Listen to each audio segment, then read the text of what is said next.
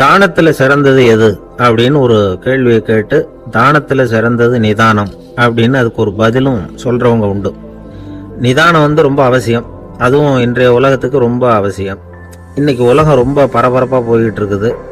பொறுமையா இருக்கணும்னு நினைக்கிறவங்களால கூட அப்படி இருக்க முடியறதில்ல. பொறுமையை சோதிக்கிறது மாதிரி பல சம்பவங்கள். அதையெல்லாம் சந்திச்சே தீர வேண்டி இருக்குது. எங்க போனாலும் கியூல நிக்க வேண்டி இருக்குது. எங்க போனாலும் காத்துக்கிட்டு இருக்க வேண்டியிருக்கு. ஆபீஸ்லயோ வீட்லயோ கூட நீங்க நிதானமா பொறுமையா நடந்துக்க தெரியலன்னா உங்களுக்கு சிடுமூஞ்சி, முசுடு இப்படிலாம் பேர் வச்சிருவாங்க. அது உங்களுக்கு தேவையா? சரி, வாழ்க்கையில் பொறுமைசாலின்னு பேர் வாங்கறதுக்கு என்ன வழி? முதல் பாயிண்ட், நீங்க நினைக்கிறது, எதிர்பார்க்கறது, செய்யறது எல்லாமே 100% கரெக்டா நடக்கணும்னு ஆசைப்படக்கூடாது. எதுவா இருந்தாலும் அதுல ஓரளவுக்கு தவறு நடக்கலாம் அப்படிங்கறத எதிர்பார்த்தே இருக்கணும். ஓரளவுக்கு அதை அனுமதிக்கணும். ஒரு நண்பரை 6 மணிக்கு ஒரு இடத்துக்கு வர சொல்லி இருக்கிறீங்க. 6 மணிக்கு அவர் வரல. உடனே பொறுமை இழந்து நடந்துக்க கூடாது. ஒரு 10 நிமிஷம் டிலே ஆகலாம். ஒரு வர்ற வழியில பஸ்ஸு கூட ஏதாவது டிராஃபிக்ல மாட்டிருக்கலாம். அதெல்லாம் எதிர்பார்த்தே கொஞ்சம் காத்திருக்கிறதுல ஒன்றும் தப்பு இல்லை. சில சமயம் டிலே ஆகிறது கூட நல்லதா முடியும். ஒரு பஸ்ஸை தவற விட்டுட்டு, ஐயோ கொஞ்சம் ஒரு 2 நிமிஷம் முன்னாடி வந்திருந்தா பிடிச்சிருக்கலாமே அப்படின்னு தவிச்சுக்கிட்டு இருப்பாங்க சில பேர்.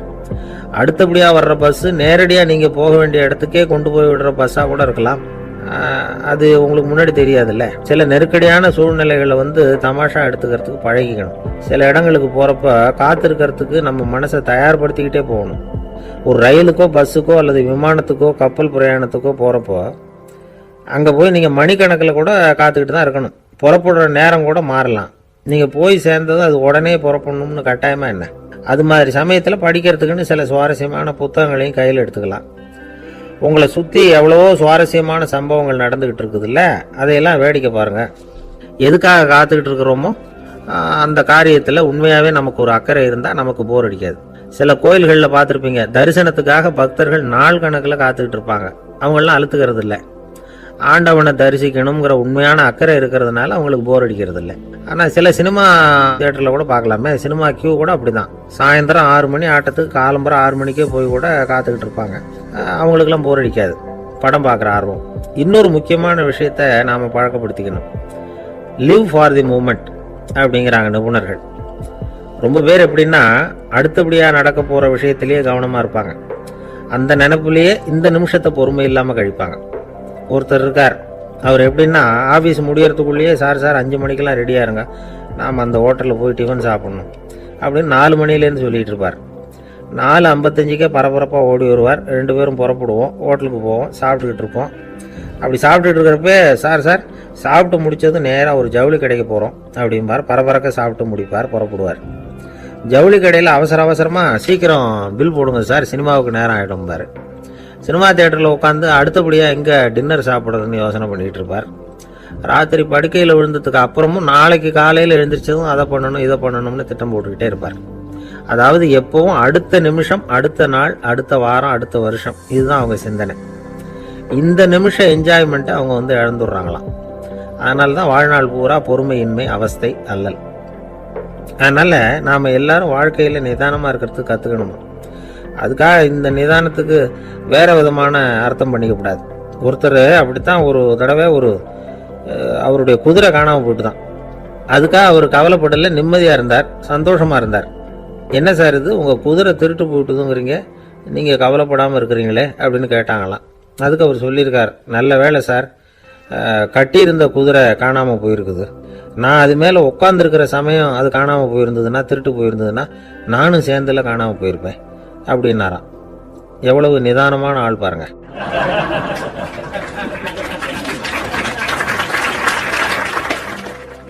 ஒரு ஊர்ல ஒரு ஆள் இருந்தான். நிறைய பணம் சேர்த்தான். அவனுக்கு சம்பாதிக்க தெரியுமே தவிர செலவு பண்ண தெரியாது. மகா கஞ்சன். காசை கையில் எடுக்கவே மாட்டான். எடுத்தா செலவு செய்ய வேண்டியிருக்குமே. அதனால இப்படியே அவன் காலத்தை ஓட்டி விட்டான். வயசாயிட்டுது. அவனுடைய மனைவி ஒரு நாள் கேட்டாங்க, இவ்வளவு நாளா நீங்க என்ன எங்கேயுமே அழைச்சிட்டு போனதில்லை, இப்போவாவது அழைச்சிட்டு போகக்கூடாதா அப்படின்னாங்க. எங்க போகணும் சொல்லுன்னா, காசிக்கு போகணும், கங்கையில குளிக்கணும்னாங்க. இவன் பார்த்தான், இதுக்கு ஏன் அவ்வளவு தூரம் செலவு பண்ணிட்டு போகணும், நம்ம ஊர் ஆத்துலயே குளிக்கலாமே, இதுவும் புண்ணிய நதி தான், இங்க குளிச்சா அங்க குளிச்ச பலன் கிடைச்சிரும் அப்படின்னா. சரின்னு 2 பேரும் ஆத்தங்கரைக்கு போனாங்க. அன்னைக்கு ஏதோ விசேஷம், நிறைய கூட்டம், நிறைய பேர் குளிச்சுக்கிட்டு இருக்கிறாங்க. கரையில சில புரோகிதர்கள் நின்றுகிட்டு இருக்கிறாங்க. குளிக்கிறதுக்கு முந்தி அவங்க கிட்ட உட்காந்தா ஏதோ மந்திரம்லாம் சொல்லுவாங்க, கொஞ்சம் காசு கொடுக்க வேண்டியிருக்கும். அதனால இவன் என்ன பண்ணா, ஆத்தங்கரையிலேயே கொஞ்சம் தூரம் போனான். ஊரை விட்டு தள்ளி வந்துட்டான். அங்க யாருமே இல்லை. அப்பாடான்னு சந்தோஷப்பட்டான். குளிக்கலாம்னு புறப்பட்டான். இந்த நேரம் கடவுள் பார்த்தார், இந்த கஞ்சனுக்கு ஏதாவது புத்தி போகட்டணும் அப்படின்னு நினைச்சார். உடனே ஒரு புரோகிதர் மாதிரி உருவத்தை மாத்திக்கிட்டு அந்த ஆள் முன்னாடி வந்து நின்னார். அவனுக்கு அதிர்ச்சி.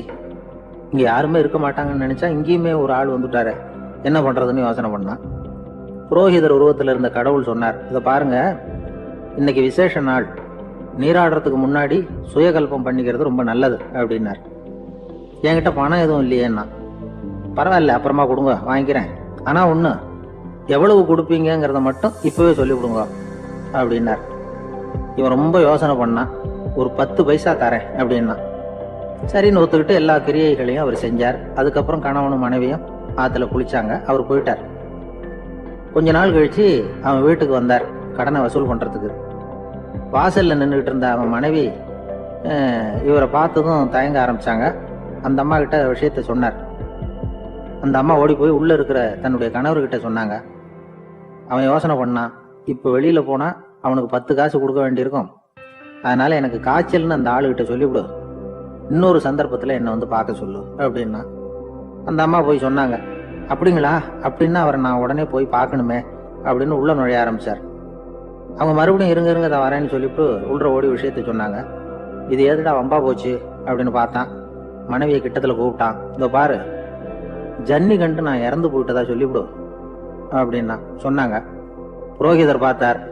அப்படின்னா ஒரு வழியா இருந்து அவருடைய இறுதி சடங்குகளையும் நானே முடிச்சுட்டு போயிடுறேன் அப்படின்னார். உள்ள இருந்தவன் யோசனை பண்ணான், அந்த ஆளு என்ன விடமாட்டான் போல இருக்கு, அதனால ஒரு சவப்பெட்டியில என்னை வச்சு தூக்கிக்கிட்டு மயானத்துக்கு போங்க பாத்துக்கலாம் அப்படின்னா. புரோகிதரும் விடுற மாதிரி இல்லை, கூடவே நடந்து போயிட்டு இருக்கிறார். அங்க இறக்கி சடங்குகளை முடிச்சுட்டு தீ வைக்கிற நேரம் பொட்டிக்குள்ள இருந்த நம்ம ஆளு அலறி அடிச்சுட்டு வெளியில ஓடி வந்தான். புரோகிதர் உருவத்துல இருந்த கடவுள் சிரிச்சார், தன்னுடைய சுய உருவத்தை காட்டினார். அதுக்கப்புறம் அவனை கூப்பிட்டு, இதை பார்ப்பா, ஏன் இப்படி அல்லாடுற, ஏதாவது வர வேணும்னா கேள் தரேன் அப்படின்னார். அவன் யோசனை பண்ணான். பகவானே, ஒரே ஒரு வரம் தான் உங்ககிட்ட கேட்கணும்னா. என்ன வேணும் கேளுன்னார். அந்த 10 பைசா தட்சணையை தள்ளுபடி பண்ணா போதும் அப்படின்னா. கடவுளும் சரின்னு சொல்லிட்டு போயிட்டார். இப்படி ஒரு கதையை சுவாமி சிவானந்தர் சொல்லியிருக்கிறார். செல்வந்தர்கள் பல பேர் இப்படித்தான் இருக்கிறாங்க. தாங்களும் அனுபவிக்க மாட்டாங்க, அடுத்தவங்களுக்கும் கொடுக்க மாட்டாங்க. இது மாதிரியான கஞ்சர்களுக்கு இந்த உலகம் இல்லை, அந்த உலகம் இல்லைங்கிறார் அவர். இந்த கதையில கடவுள் கடன் வசூலுக்கு வந்தது மாதிரி நம்ம ஊர் ஆள் ஒருத்தன் இன்னொருத்தர்கிட்ட 10 பைசா கடன் கொடுத்துட்டான்.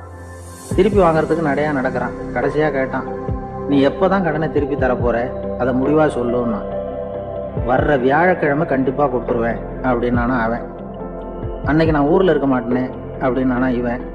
அதனால என்ன, நானும் தான் அன்னைக்கு ஊர்ல இருக்க மாட்டேன் அப்படின்னா. இந்த காலத்துல ஒருத்தர் ஒரு நீச்சல் குளத்துல நீச்சல் அடிச்சுட்டு இருக்கிறார். காவலுக்கு இருந்தவர் அதை கவனிச்சுட்டார். கரையில இருந்து சத்தம் போட்டாராம், இதோ பாருங்க, இங்க ராத்திரி 8 மணிக்கு மேல நீச்சல் அடிக்கிறது சட்டப்படி குற்றம், அதுக்கு அனுமதி கிடையாது, தெரியாதா உங்களுக்கு அப்படின்னாராம். இதுக்கு அவரு, ஐயோ நான் நீச்சல் அடிக்க வந்தவன் இல்லைங்க, சும்மா சுத்தி பார்க்க வந்தவன், தடுமாறி குளத்துல விழுந்துட்டேன், நீச்சல் தெரியாது, அதனால தத்தளிச்சுக்கிட்டு இருக்கிறேன் அப்படின்னு கத்துனாராம். கரையில இருந்தவர் பார்த்தார். ஓ அப்படின்னா சரி, அதுக்கு ஒன்றும் தடை இல்லை அப்படின்னு சொல்லிவிட்டு அவர் பாட்டு நடந்து போயிட்டாராம். ஒரு ஊர்ல ஒரு ஆள் இருந்தான். அவன் ஒரு நாள் கோயிலுக்கு போனான். கடவுள்கிட்ட வேண்டிக்கிட்டான், எனக்கு ஒரு 1 லட்சம் ரூபா நீ கொடுத்தா நான் உன் சன்னதியில ஒரு தேங்காய் உடைக்கிறேன் அப்படின்னு வேண்டிக்கிட்டான். கடவுள் பார்த்தார். உடனே அவன் கண் முன்னாடி தோன்றினார். இந்தா நீ கேட்ட 1 லட்சம் ரூபாய் அப்படின்னு சொல்லி அவன் கையில பணத்தை கொடுத்துட்டு மறைஞ்சிட்டார். இவனால நம்பவே முடியல. இவ்வளவு சுலபமா கிடைக்கும்னு தெரிஞ்சிருந்தா அனாவசியமா ஒரு தேங்காய் உடைக்கிறேன்னு வேண்டி இருக்க வேண்டியது இல்லையே அப்படின்னு நினைச்சான். இருந்தாலும் வேண்டுதலை நிறைவேற்ற வேண்டியது கடமை. அதுக்காக என்ன பண்ணா, பக்கத்துல ஒரு கடைக்கு போனான். ஒரு தேங்காயை கையில் எடுத்தான். இது என்ன விலைன்னு கேட்டான். 5 ரூபான்னார் கடையில இருந்தவர். அதிகமா இருக்குதே விலைன்னா. அப்படின்னா ஒண்ணு செய்யுங்க, அடுத்த ஊருக்கு போங்க, அங்க தென்னந்தோப்பு அதிகம், அதனால அங்க இதை விட குறைஞ்ச விலைக்கு கிடைக்கும் அப்படின்னார். சரின்னு அடுத்த ஊருக்கு கிளம்புனான். அங்க போய் விசாரிச்சான். ஒரு தேங்காய் 3 ரூபாய் விலைன்னாங்க. இதுவும் அதிகமா தெரியுதேன்னா. அப்படின்னா ஒன்று செய்ய, அதுவும் அந்த ஆற்று ஓரமாக ஒரு தென்னை மரம் இருக்கு பார், அதில் நீயே ஏறி பறிச்சுக்கோ, ஒரு தேங்காய்க்கு 1 ரூபா கொடுத்தா போதும் அப்படின்னார் அந்த தோப்புக்கு சொந்தக்காரரு. இவனுக்கு மரம் ஏற தெரியாது, இருந்தாலும் ஆசை யாரை விட்டுது, விலை சல்லிசா இருக்குதே. ஆற்று ஓரம் போனால் தட்டு தடுமாறி அந்த மரத்தில் ஏறினா அந்த தென்னை மரம் வளைஞ்சி ஆற்று பக்கம் போய் அப்புறம் நிமிர்ந்து இருந்தது. அதாவது மரத்தின் உச்சி சரியா ஆற்றுக்கு நடுவில் இருந்தது. ஆற்றுல வெள்ளம் கரை புரண்டு ஓடிக்கிட்டு இருக்கு. இவன் கடவுள் கொடுத்த 1 லட்சம் ரூபாயை மடியில் வச்சு இறுக்கி கட்டிக்கிட்டான். உச்சிக்கு போய் காய் பறிக்கிற சமயத்துல காத்து மழையும் பலமா கலந்து அடிக்க ஆரம்பிச்சுட்டுது. கால் வழுக்கி விட்டுட்டுது. இவன் சடார்னு ஒரு தென்னை மட்டையை பிடிச்சிக்கிட்டு தொங்க ஆரம்பிச்சிட்டான். கீழே பயங்கரமான வெள்ளம், மடியில 1 லட்சம் ரூபா பணம், என்ன செய்யறதுன்னு தவிக்கிறான். இந்த சமயம் கரையில ஒரு யானை பாகன் யானையை குளிப்பாட்டிக்கிட்டு இருக்கிறான். அது அவன் கண்ணில் பட்டுது. ஐயா ஒரு உதவின்னு கத்துனான். அவன் என்ன செய்யணும்னு கேட்டான். உன் யானையை மெதுவா இங்க அழைச்சிட்டு வா, எனக்கு நேரா கீழே நிறுத்து, என் காலை பிடிச்சி மெதுவா கீழே இறக்கி விட்டுரு, என் மடியில இருக்கிற பணத்துல உனக்கு 10,000 ரூபா தரேன் அப்படின்னா. அவன் பார்த்தான், காலை கையை பிடிச்சா கூட எவனும் இந்த காலத்துல 10 ரூபாய்க்கு மேல தரமாட்டேங்கிறான், இவன் காலை பிடிச்சா 10,000 தர்றேங்கிறான் அப்படின்னு யோசனை பண்ணா. உடனே யானையை கொண்டுட்டு போனான். அவனுக்கு நேரம் கீழே நிறுத்தினான். அவன் காலை பிடிச்சான். அவ்வளவுதான். அந்த நேரம் பார்த்து யானை மெதுவா நடந்து அப்பால போட்டுது. இப்ப யானை பாகன் அவன் காலை கெட்டியா பிடிச்சிட்டு தொங்குறான். பரிதாபமா மேல பாக்குறான். அவன் மட்டையை பிடிச்சிட்டு தொங்குறான். இப்ப யானை பாகன் சொல்றான், தம்பி மட்டையை விட்டுறாத, கெட்டியா பிடிச்சிக்கோ, நான் உனக்கு 10,000 ரூபா தரேன், இதோ மடியில் தான் வச்சிருக்கேன்னா. மேல தொங்குறவனுக்கு இந்த நிலைமையிலேயும் ஒரு சந்தோஷம், மேற்கொண்டு ஒரு 10,000 ரூபா நமக்கு கிடைக்கும் போல இருக்கு அப்படின்னு. இந்த சமயத்துல ஒருத்தன் ஒட்டகத்தை ஓட்டிட்டு வந்தான் அந்த பக்கமா குளிப்பாட்டுறதுக்கு. யானை பாகம் பார்த்துட்டான். ஐயா ஒட்டகக்காரரே, அதை இங்க கொண்டுட்டு வா, எங்க காலை பிடிச்சி பத்திரமா இறக்கி விடு, நாங்க பணம் கொடுக்குறோம்னா. அவனும் பணத்துக்கு ஆசைப்பட்டு வந்தான். அவன் காலை பிடிக்கிற சமயம் ஒட்டகமும் நழுவி போட்டுது. இப்போ 3 பேருமே வரிசையா தொங்குறாங்க. ஒட்டகக்காரன் கத்துறான், தம்பி மட்டையை விட்டுறாத, கெட்டியா பிடிச்சிக்கோ, நான் என் மடியில இருக்கிற 5,000 உனக்கு தந்துடுறேன்னா. மேல தொங்குறவனுக்கு இன்னமும் சந்தோஷம், இவனும் பணம் தர்றேங்கிறான் அப்படின்னா இன்னைக்கு நமக்கு மொத்த பண வரவு எவ்வளவு அப்படின்னு ஒவ்வொன்னா கூட்டி பார்க்க ஆரம்பிச்சான். மனக்கணக்கு சரியா வரல, அதனால அப்படியே விரல விட்டு எண்ண ஆரம்பிச்சான். அவ்வளவுதான், மட்டையை விட்டுட்டு கை நழுவி வந்துட்டுது. 3 பேரும் பொத்துன்னு ஆத்துல விழுந்தாங்க. படாத பாடுபட்டு தட்டு தடுமாறி கரைக்கு வந்து சேர்ந்தாங்க. 3 பேர் மடியில் இருந்த பணமும் ஆத்தோட போட்டுது. பேராசை பெருநஷ்டம் அப்படின்னு ஒரு பழமொழி இருக்குல்ல, அதை விளக்கறதுக்காக சொல்லப்பட்ட கதை இது. என்னுடைய நண்பர் ஒருத்தர், அவருக்கு ஜாதகத்துல நம்பிக்கை உண்டு. அவரே ஜோசியம்லாம் பார்ப்பார். என்ன சார் இந்த காலத்துல இதையெல்லாம் நம்பிக்கிட்டு இருக்கீங்களே அப்படின்னு கேட்டா, உங்களுக்கு ஒன்றும் தெரியாது சார், இந்த உலகத்துல ஒவ்வொருத்தரும் அவங்கவங்க செய்யற நல்லது கெட்டதுக்கு தகுந்த பலனை அனுபவிச்சே தீரணும் பார். அது மட்டும் இல்ல, ஒருத்தர் செத்துட்டா கூட அவன் செஞ்ச பாவ புண்ணியங்கள் கூடவே போய்கிட்டு இருக்கும் பார். அது எப்படி கூட போவோம் அப்படின்னு குதர்க்கமா கேட்டா, அதுக்கு அவர் ஒரு கதை சொன்னார். அது ரொம்ப சுவாரஸ்யமா இருந்தது. அது என்ன கதைன்னா, ஒரு ஊர்ல ஒருத்தர் இருந்தாராம். அவர் ஜோசியம் பாக்குறதுல ரொம்ப கெட்டிக்காரரான். ஒருத்தருடைய தலைமுடியை மட்டும் அவர்கிட்ட காட்டினா போதும், அதை மட்டும் பார்த்துட்டு அவருடைய ஜாதகத்தையே அலசி விடுவாராம். அப்பேற்பட்ட திறமை. அந்த ஆள் ஒரு சமயம் கன்னியாகுமரி கடற்கரைக்கு போயிருந்திருக்கார். அங்க கரை ஓரமா ஒரு மண்டை ஓடு கிடந்திருக்கு. அதை எடுத்து பார்த்திருக்கார். அந்த மண்டை ஓட்டை வச்சுக்கிட்டே அதோட ஜாதகத்தை அலசியிருக்கார். இந்த மண்டை ஓட்டுக்கு உரிய ஆசாமி வாழ்க்கையில ரொம்ப கஷ்டப்பட்டிருக்கணும், நிறைய கஷ்டத்தை அனுபவிச்சிருக்கணும். அது தாங்க முடியாம தான் கடல்ல விழுந்து தற்கொலை பண்ணிட்டு இருக்கான் அப்படிங்கிறத அவரு கணிச்சுட்டார். இருந்தாலும் இந்த மண்டை ஓடு இன்னமும் அனுபவிக்க வேண்டியது பாக்கி இருக்கு அப்படிங்கிறத அவர் உணர்ந்தாராம். அது சரி, ஒருத்தன் உயிரோடு இருக்கிற வரைக்கும் நல்லது கெட்டதை அனுபவிக்க முடியும், செத்ததுக்கு அப்புறமும் பாக்கி இருக்குன்னா அதை எப்படி அனுபவிக்கிறது? இந்த மண்டை ஓட்டுக்கு இன்னும் கொஞ்சம் பாக்கி இருக்குங்கிறது அவருக்கு புரிஞ்சதே தவிர அதோட அர்த்தம் என்னங்கிறது சரியா விளங்கல.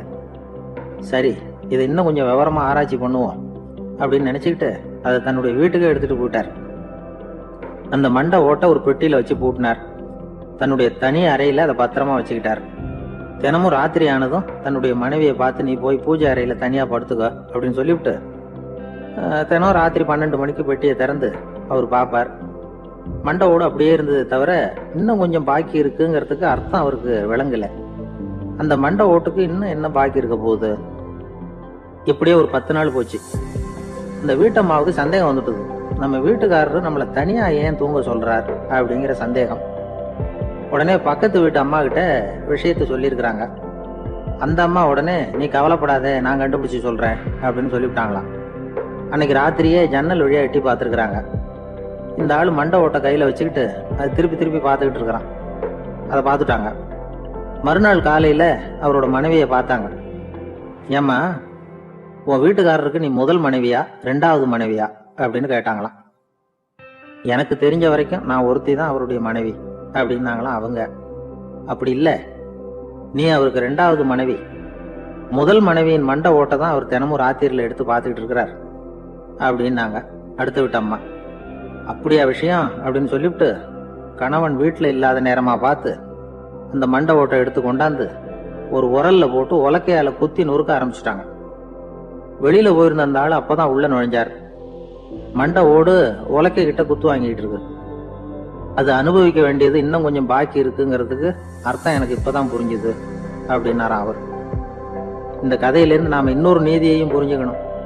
அதாவது நம்ம வீட்டை பத்தி நமக்கு புரியாததெல்லாம் அடுத்த வீட்டுக்காரங்களுக்கு நல்லா. ஒருத்தன் நடுத்தெருவில் உட்காந்து அழுதுகிட்டு இருந்தான். அந்த வழியா வந்தவர் ஒருத்தர், ஏன்பா அழறேன்னு கேட்டாராம்.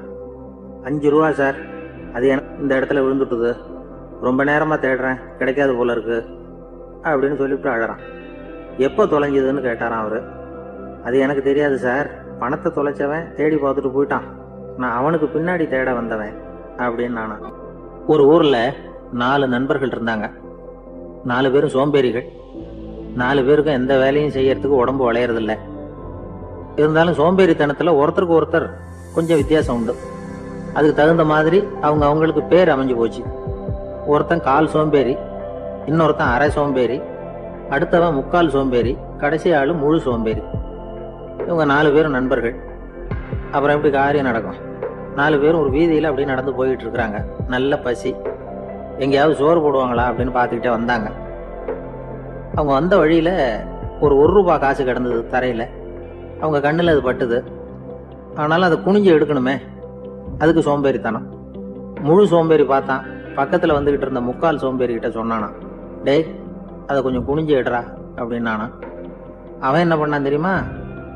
அதுக்கு அடுத்தபடியா வந்த அரை சோம்பேறி கிட்ட சொன்னானா, என்ன எல்லாரும் பேச, நீ அதை கொஞ்சம் குனிஞ்சு எடுறா அப்படின்னானா. அவன் இவனோட மோசம், அடுத்தவங்க கிட்ட சொல்லியிருக்கிறான்.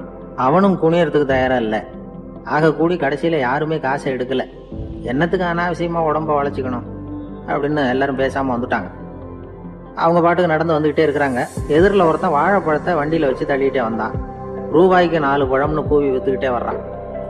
இப்ப அந்த முழு சோம்பேறி சொன்னானா, டேய் வழியில கிடந்தத 1 ரூபா, அதையாவது எடுத்துக்கிட்டு வந்திருந்தா இப்ப இந்த பழத்தை வாங்கி ஆளுக்கு 1 சாப்பிடலாமே அப்படின்னானா.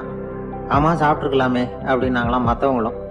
ஆனாலும் திரும்பி போய் அதை எடுக்கணும்னு யாருக்கும் தோணலை. பேசாம சோர்ந்து போய் நடந்து வந்தாங்களாம். இருட்டி போச்சு. வழியில ஒரு கோவில். சரி இங்கேயே படுத்து தூங்குவோம் அப்படின்னா ஒருத்தன். அதுதான் சரின்னாங்க மற்றவங்களும். அப்படியே மண்டபத்துல படுத்துட்டாங்க. கோவில் அர்ச்சகர் வேலையெல்லாம் முடிச்சுட்டு வெளியில வந்திருக்காரு. இவங்கள பார்த்தாராம். ஏன் இப்படி சோர்ந்து போய் கிடக்குறீங்க அப்படின்னு விசாரிச்சிருக்காரு. 2 நாளாச்சுங்க நாங்க சாப்பிட்டு அப்படின்னாங்களாம். அவர் உடனே ஐயோ பாவம் அப்படின்னு சொல்லி பானை, விறகு, அரிசி, தண்ணி எல்லாம் கொடுத்து நீங்களே சமையல் பண்ணி சாப்பிட்டுக்கோங்க அப்படின்னு சொல்லிவிட்டு போயிட்டார். இந்த 4 பேருக்கும் சமையல் பண்ணி சாப்பிடணும்னு ஆசையா தான் இருந்தது. ஆனா அடுப்பு பற்ற வைக்கணுமே, அதுக்கு தீப்பெட்டி வேணுமே. தீப்பெட்டி இல்லை. இப்ப முழு சோம்பேறி ஆரம்பிச்சான். அடுத்தவனை பார்த்து, டேய் கடைக்கு போய் ஒரு தீப்பெட்டி வாங்கிட்டு வாயேன் அப்படின்னு நானா. அவன் வழக்கம் போல அடுத்தவங்க கிட்ட சொல்லியிருக்கான். அவன் அதுக்கு அடுத்தவங்க கிட்ட சொல்லியிருக்கிறான். கடைசியா கால் சோம்பேறி கிட்ட வந்து சேர்ந்தது. அவனும் அது நம்மால முடியாது அப்படின்னு பேசாம இருந்துட்டான். இப்ப தீப்பெட்டி வேணுமே, அதுக்கு என்ன பண்றது? அவங்களுக்குள்ள பேசி ஒரு முடிவுக்கு வந்தாங்களாம். அதாவது யாரு முதல்ல வாயை திறந்து பேசுறாங்களோ அவங்க தான் தீப்பெட்டி வாங்கறதுக்கு போகணும் அப்படின்னு. அவ்வளவுதான். உடனே 4 பேரும் வாயை கெட்டியா மூடிட்டு படுத்துக்கிட்டாங்க. அவங்க சமையல் பண்ணி சாப்பிட்டாங்களா என்ன அப்படிங்கிறது அர்ச்சகருக்கு தெரியல. சரி பார்த்துட்டு வரலாமேன்னு வந்தார். வந்து பாக்குறாரு, இவங்க 4 பேரும் அசையாம படுத்து கிடக்குறாங்க. அர்ச்சகர் பயந்துட்டார். ஒருவேளை பசி தாங்காம செத்து போட்டாங்களோ அப்படிங்கிற பயம், அல்லது நாம கொடுத்த உணவுப் பொருள்ல ஏதாவது விஷம் கலந்துருக்குமோ அப்படின்னு பயந்தார். அப்படின்னா நம்ம மேல பழி வந்துருமே அப்படின்னு நினைச்சு நடுங்க ஆரம்பிச்சுட்டார். அப்புறம் அவரும் ஒரு முடிவுக்கு வந்தாராம். கோவிலுக்கு பக்கத்திலேயே ஒரு பெரிய குழி இருந்தது. அதுல ஒவ்வொருத்தரையா இழுத்துக்கிட்டு போய் போட்டார். கொஞ்சம் மண்ணை தள்ளினார். காலால மிதிச்சார். அவர் மிதிச்ச மிதி ஒருத்தன் அடி வயத்துல போட்டுட்டுது. அவன் உடனே வலி தாங்காம ஐயோ அம்மான்னு அலறினான். உடனே நடந்தது என்ன தெரியுமா? மற்ற 3 பேரும் துள்ளி எழுந்திருச்சாங்களாம். அவனை பார்த்து நீ தாண்டா தீப்பெட்டி வாங்க போகணும், நீ தாண்டா வாங்க போகணும், நீ தான் சத்தம் போட்ட அப்படின்னு சொல்லி ஆரம்பிச்சுட்டாங்களாம். அர்ச்சகர் பார்த்தார், இது பேய் மாதிரி தெரியுதுன்னு நினைச்சுக்கிட்டு ஒரே ஓட்டமா ஓடி போட்டாராம். கிராமப்புறங்கள்ல இப்படி ஒரு கதையை சொல்றது உண்டு. சோம்பல்ங்கிறது நம்ம முன்னேற்றத்துக்கு பெரிய தடை அப்படிங்கிறத நாம புரிஞ்சுக்கணும். அதுதான் இந்த கதை சொல்ற நீதி. ஒரு ஊர்ல ஒரு ராஜா இருந்தார். அவரு ஒரு நாள் காலையில அரண்மனையில மேல் மாடத்துல வந்து நின்றுட்டு இருந்தார். அப்போ ஒரு ஆள் வீதியில ரொம்ப வேகமா ஓடிக்கிட்டு இருக்கான். அதை ராஜா கவனிச்சார். அவன் மனசுல ஏதோ ஒரு தவிப்பு இருக்குங்கிறத புரிஞ்சுக்கிட்டார். உடனே அரண்மனை சேவகர்களை கூப்பிட்டார். அந்த ஆளை இங்க அழைச்சிட்டு வாங்க அப்படின்னாரு. இவங்க ஓடி போய் அந்த ஆளை அழைச்சிட்டு வந்தாங்க. மன்னர் முன்னாடி நிறுத்தினாங்க. மன்னர் அவனை நிமிர்ந்து பார்த்தார். எதுக்காக இவ்வளவு வேகமா ஓடிக்கிட்டு இருக்கிற அப்படின்னு கேட்டார்.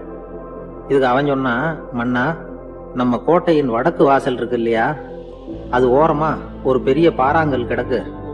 அதுக்கு அடியில நான் ஒரே ஒரு வெள்ளி நாணயத்தை புதைச்சி வச்சிருக்கேன். அது இப்போ எனக்கு தேவைப்படுது. என்னுடைய மனைவிக்கு ஒரு பரிசு வாங்கி கொடுக்க வேண்டியிருக்கு.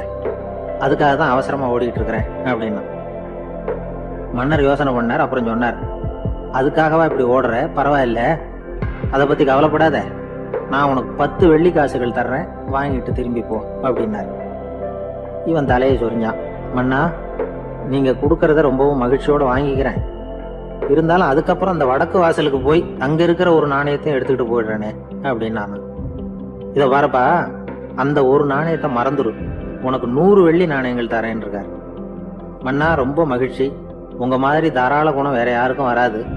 நீங்க கொடுக்கற 100 நாணயங்களையும் வாங்கிக்கிறேன். இருந்தாலும் வடக்கு வாசலுக்கு போய் அதையும் எடுத்துக்கிட்டா 101 ஆயிடுமே அப்படின்னானா. இத பாருப்பா, அந்த ஒரு நாணயத்தை மறந்துரு, அது எக்கேடாவது கெட்டு போட்டோம். நான் உனக்கு 100 பொற்காசுகள் தரேன், அதையாவது வாங்கிட்டு வந்த வழியிலேயே திரும்பி போடுன்னாராம். தங்க நாணயங்களே தரேன்னு சொல்றீங்க, தாராளமா வாங்கிக்கிறேன். இருந்தாலும் வடக்கு வாசலுக்கு போய் அப்படின்னு மறுபடியும் ஆரம்பிச்சான். அரசர் வந்து பொறுமை இழந்துட்டார். கடைசியா ஒரு முடிவுக்கு வந்துட்டார். இத பாருப்பா, உனக்கு என்னுடைய ராஜ்யத்திலேயே பாதியை கொடுத்துடுறேன், அப்படியாவது திருப்தியா திரும்பி போ அப்படின்னாராம். மன்னா, உங்களுடைய பெருந்தன்மைக்கு ஈடு இணையே கிடையாது. தேசத்திலேயே பாதி பிரிச்சு கொடுக்குறேன்னு சொல்றீங்க, அதனால உங்ககிட்ட ஒரு சின்ன வேண்டுகோள் அப்படின்னானா. சொல்லுன்னாராம் மன்னர் ஆர்வமா. இவன் மெதுவா ஆரம்பிச்சான். அப்படி இந்த ராஜ்யத்தை 2ஆ பிரிக்கிறப்போ அந்த வடக்கு வாசல் இருக்கிற பக்கத்தை என்கிட்டயே கொடுத்துருங்க அப்படின்னானா. மன்னர் அசந்து போயிட்டார். இந்த கதை எதுக்காகன்னு கேட்டா, மனம்ங்கிறது ஒரு குரங்குங்கிறத புரிஞ்சுக்கிறதுக்காகத்தான். உன்னை புடிச்சுக்கிட்டா லேசில விடாது. அப்படிப்பட்ட மனசை அறிவு தான் வழி நடத்தணும். அதுலதான் வாழ்க்கையின் வெற்றி அடங்கி இருக்குது. ஒரு சின்ன பையன் தெருவில் அழுதுகிட்டு இருந்தான். ஏன்பா அழுவுறேன்னு ஒரு பெரியவர் கேட்டார். 1 ரூபா காசை இங்க தொலைச்சுட்டேன் அப்படின்னா. சரி, அதுக்காக அழாத, அதுக்கு பதிலா 10 ரூபா தரேன், இந்தா வச்சுக்கோன்னு கொடுத்தாரு. இந்த 10 ரூபாய வாங்கி சட்டப்பையில போட்டுக்கிட்டு அதை விட அதிகமா சத்தம் போட்டு அழ ஆரம்பிச்சுட்டான். மறுபடியும் ஏன்டா அழறேன்னு கேட்டார் பெரியவர். அந்த 1 ரூபாயும் கிடைச்சிட்டுதுன்னா இப்ப என்கிட்ட 11 ரூபா இருக்குமே.